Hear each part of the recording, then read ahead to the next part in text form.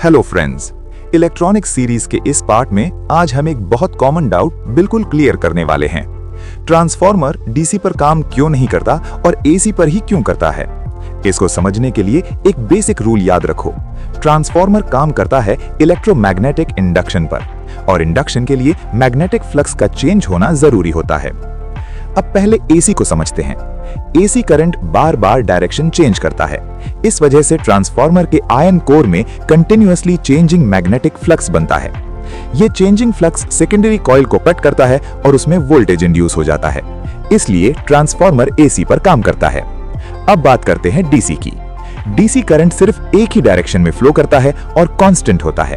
इसलिए डीसी से magnetic flux सिर्फ एक बार बनता है, उसके बाद चेंज नहीं होता। और जब फ्लक्स चेंज ही नहीं होगा तो सेकेंडरी कॉइल में कोई वोल्टेज इंड्यूस नहीं होगा। इसलिए ट्रांसफॉर्मर डीसी पर काम नहीं करता।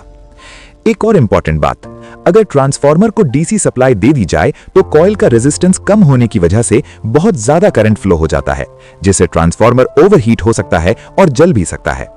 सिंपल याद रखो, AC is equal to changing flux is equal to transformer works. DC is equal to constant flux is equal to transformer fails. Next video में हम समझेंगे जब ट्रांसफॉर्मर डीसी पर काम नहीं करता तो फिर डीसी सर्किट्स में ट्रांसफॉर्मर यूज क्यों होते हैं। वीडियो समझ आया हो तो लाइक और सब्सक्राइब जरूर करना।